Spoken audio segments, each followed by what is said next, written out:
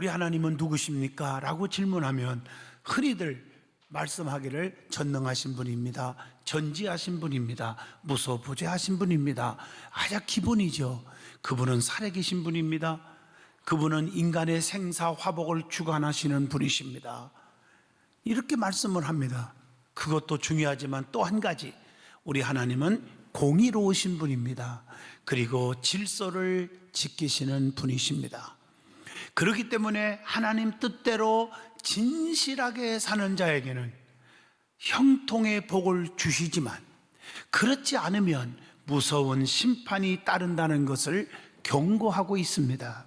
오늘 본문 말씀을 잘 보시면 이스라엘 백성들의 죄악성을 말씀하시면서 그렇게 죄를 짓고 살게 되면 하나님께서는 공의로우신 분이다, 무서운 심판이 있다, 이렇게 경고하고 있는 메시지입니다. 이스라엘은 탐욕과 쾌락과 물질지상주의, 가치관의 혼돈, 지적 오만, 방탕, 사악한 풍습 등등으로 말미암아서 사회 전체가 병들어 있었다고 말하고 있습니다. 이스라엘은 하나님의 그 엄청난 기대감을 여지없이 무너뜨려 버렸습니다. 그래서 하나님께서는 이스라엘의 죄악성을 낱낱이 지적하면서 이스라엘에 대한 하나님의 안타까움을 나타내 보이고 있다고 봅니다. 그렇지만 하나님께서는 그들의 만연한 죄악성을 심판하지 않을 수 없으신 겁니다. 우리는 여기서 깨달아야 합니다. 하나님께서는 자기의 뜻을 저버리고 자기의 권위를 무시하는 악인들에게는 길이 참으시지만 정하신 때가 되면 참는 것도 한계가 있기 때문입니다. 심판의 칼을 뽑으시고 끝까지 죄악에 심취해 있는 악인들을 철저하게 심판하신다고 하는 말씀입니다. 오늘 본문 말씀을 통해서 하나님께서 기뻐하시지 않으시는 그 죄악들, 즉 심판받을 죄악을 버립시다 하는 제목으로 말씀을 나누고자 합니다. 사랑하는 성도 여러분, 철저하게 버릴 것은 버리셔서 하나님의 무서운 심판을 받지 않으시고 하나님의 은총을 받는 축복의 성도가 되시기를 바랍니다.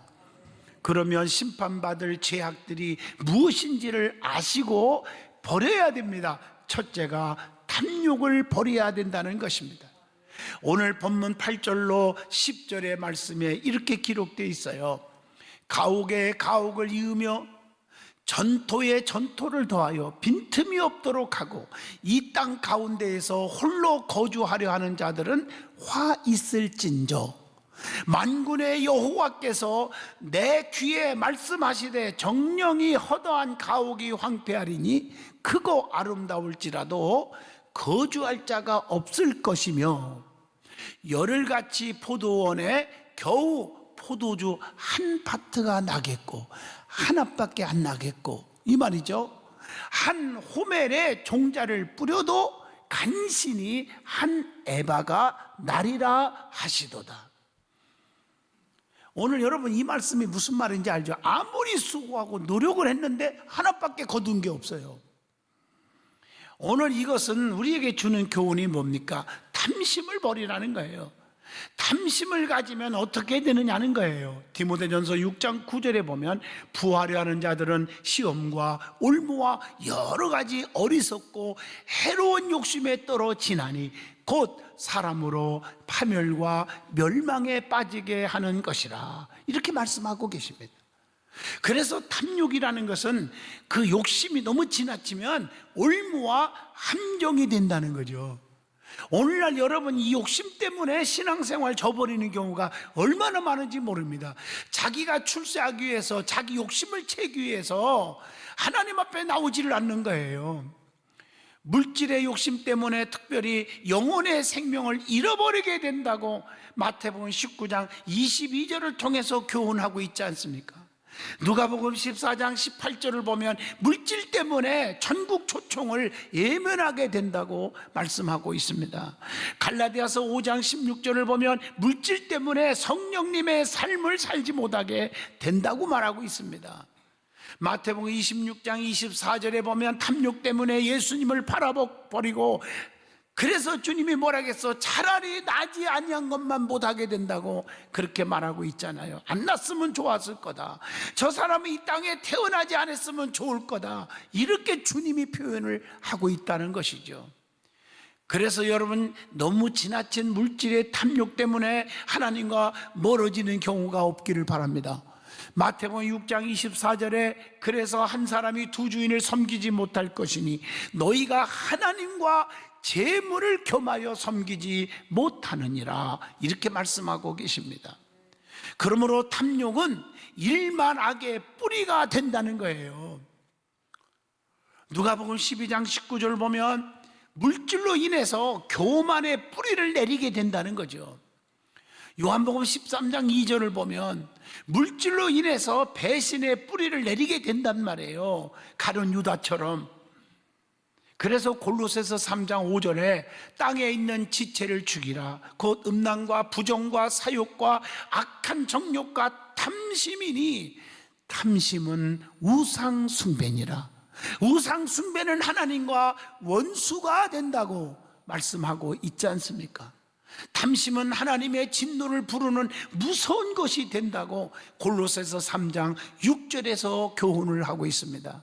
그러면 이 탐심을 버리라고 그랬는데 탐심을 가진 자들이 어떤 특징이 있을까? 본문 8절에 대답을 주고 있습니다. 하나님께서는 토지 매매를 금지하셨지만 이스라엘은 가옥에 가옥을 더하고 전토에 전토를 더하여 자기들의 부를 늘렸다고 말하고 있습니다. 매매를 할 때는 50년을 주기로 돌아오는 희년에 돌려주게 되어 있었는데, 탐욕을 가진 부자들이 하나님의 법을 어기고 토지와 가옥을 사들여 자기의 소유를 만들므로 하나님께 범죄했다고 말하고 있습니다. 하나님께서는 부당한 이득을 취하면 안 된다고 하박국 2장 9절에서 교훈을 주고 있습니다. 자, 그러면 탐욕을 버리라고 그랬는데 탐욕을 가지면 어떻게 되느냐는 거예요. 그것이 본문 9절에서 10절로 말씀해 주고 있습니다. 가옥이 황폐하게 된다. 포도원에 겨우 한 바트만 나고 한 호멜에 종자를 뿌려도 한 에바만 나게 된다. 이렇게 말하고 있단 말이에요.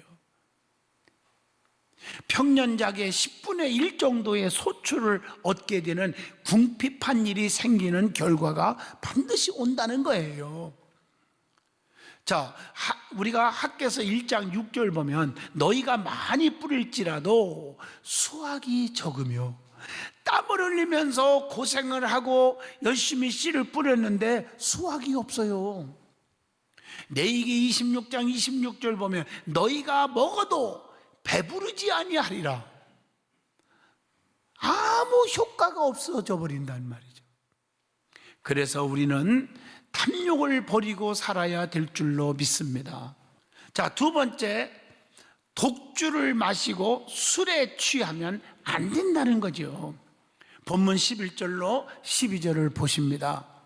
아침에 일찍 일어나 독주를 마시며 밤에 깊도록 포도주에 취하는 자들은 화 있을진저 그들의 연회에는 수금과 비파와 소고와 피리와 포도주를 갖추었어도 여호와께서 행하시는 일에 관심을 두지 아니하며 그의 손으로 하는 일을 보지 아니하는도다.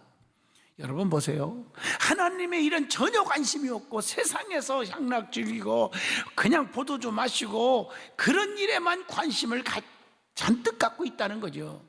이사야 선지자는 아침에 일찍이 독주를 따라가며 밤이 깊도록 머물러 포도주에 취하는 자들은 화가 있다고 선포하고 있는 것입니다. 그러므로 성경에 술 취하지 말라 이는 방탕한 것이라고 그랬어요. 술 취한 자의 결과가 무엇입니까? 본문 22절에 화가 있다고 말했습니다. 이사야 28장 3절 보면 면류관이 발에 밟힐 것이라고 그랬어요. 아무리 상을 많이 받아도 징검징검 밟히는 것이 되어버린다. 나홈서 1장 10절을 보면 지푸라기 같이 다 타서 그냥 순식간에 없어져 버린다. 아무리 쌓자 하늘 끝까지 재물을 쌓아도 하루아침에 다 타서 없어진다, 그 말이에요.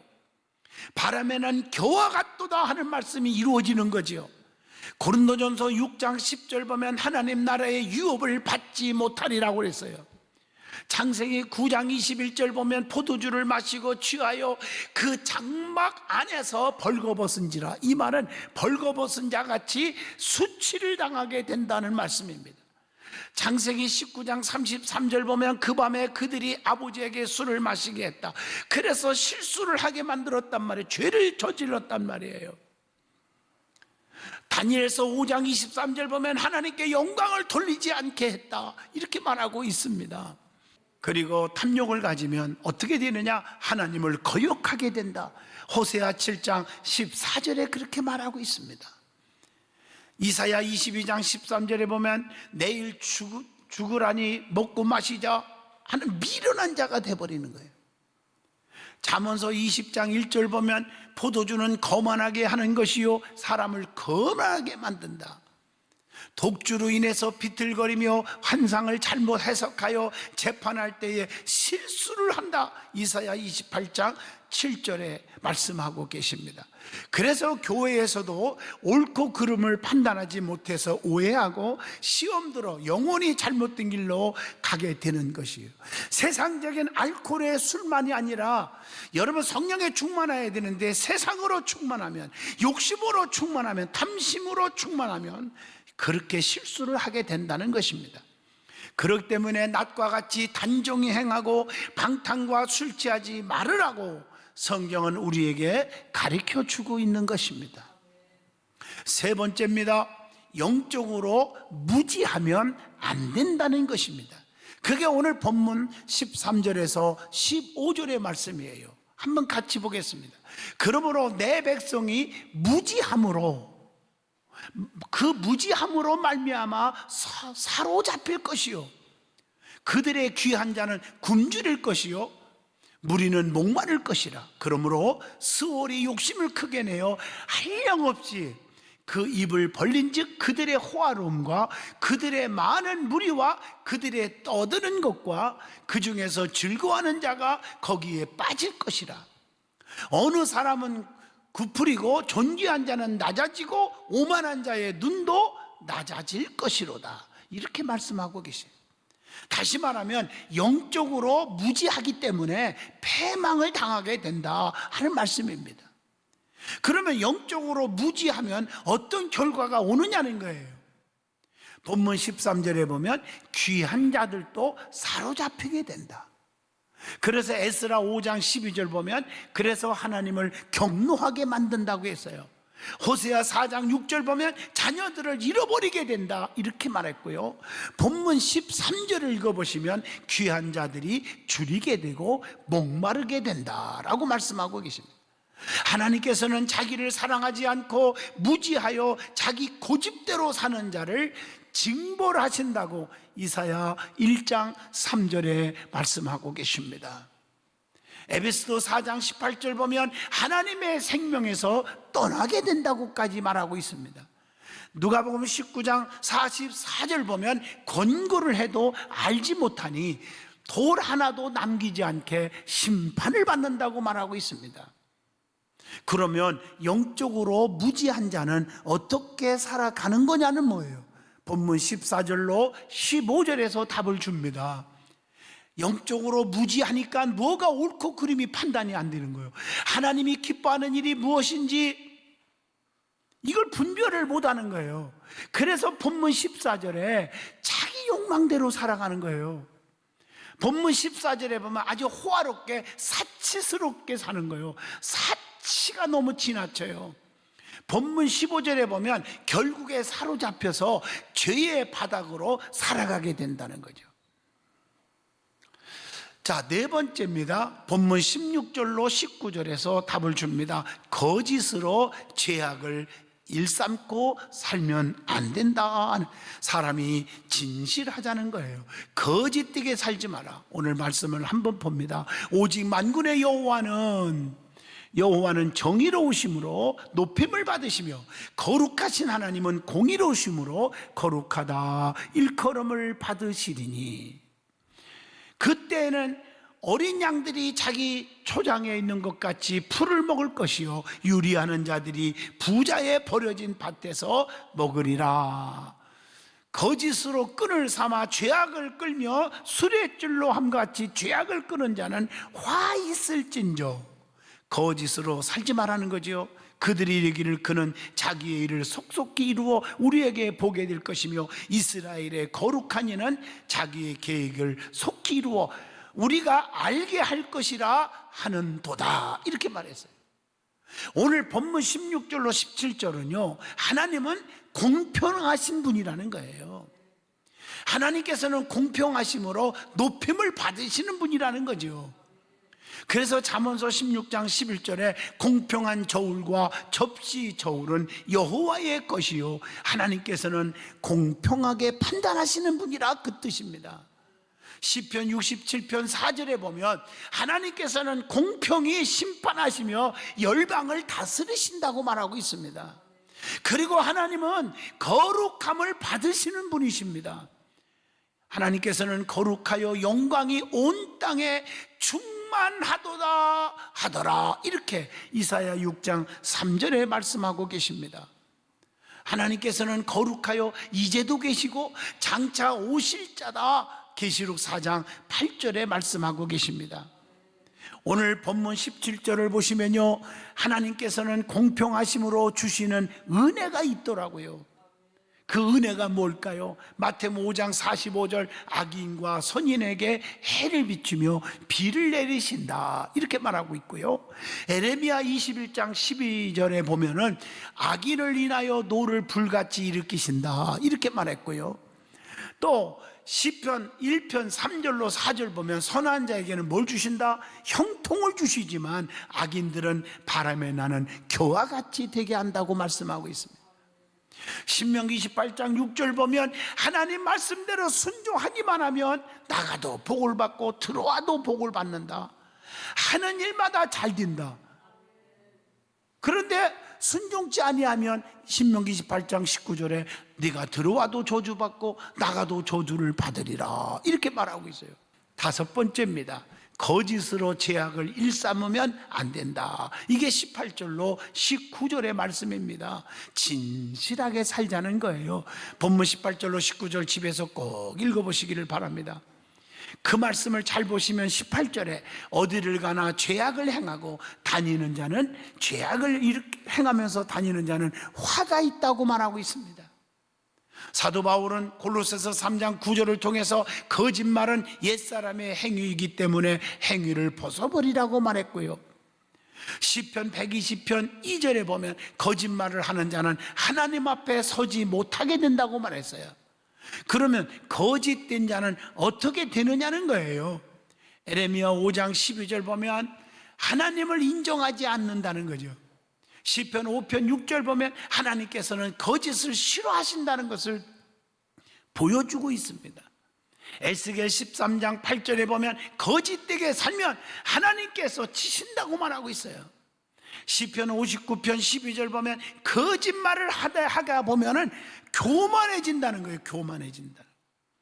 계시록 19장 20절 거짓 선지자 노릇하면 유황불에 던져짐을 받는다, 이렇게 말하고 있어요.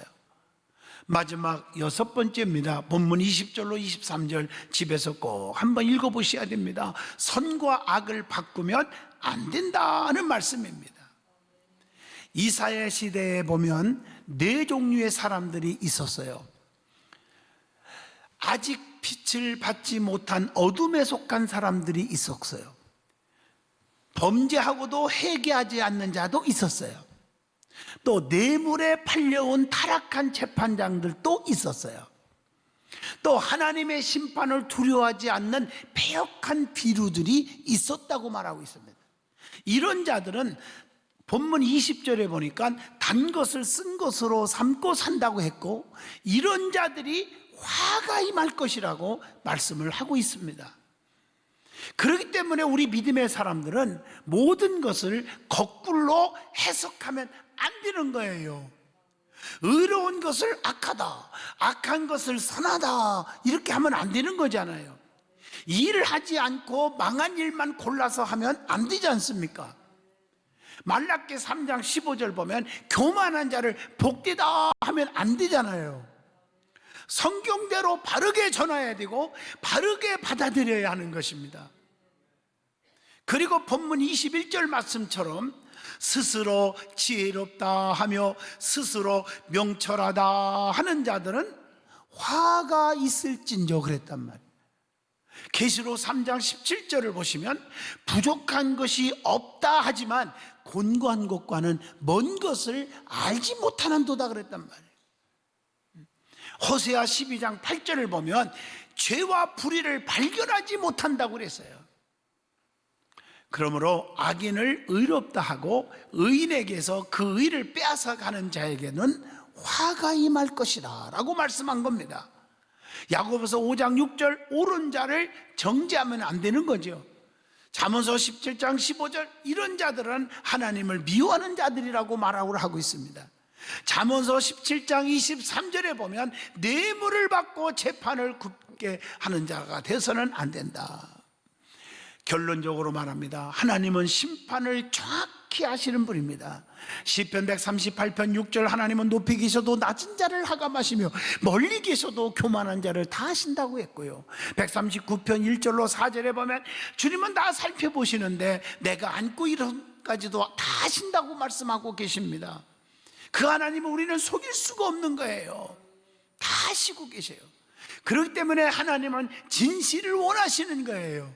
그 진실 속에 지금까지 하나님이 안 지켜주셨으면 우리는 어떻게 될 겁니까? 내가 나딘 것은 내가 잘나서가 아니라는 거예요. 그래서 늘 은혜에 감사하는 마음을 가지고 살자. 이게 진실입니다. 다음 주일이 추수감사절입니다. 우리는 진정으로 감사를 준비해서 예배를 드려야 합니다. 그 감사는요, 여러분들이 꼭 물질을 많이 드리는 것만이 아닙니다. 제일 중요한 것은 마음으로 감사합니다. 우리의 심령 속에 하나님의 은혜에 감격스러운 그리고 감사가 연발하는 그런 사람이 되어야 합니다. 두 번째는 마음이 있으면 두 번째는 몸으로 감사하는 거예요.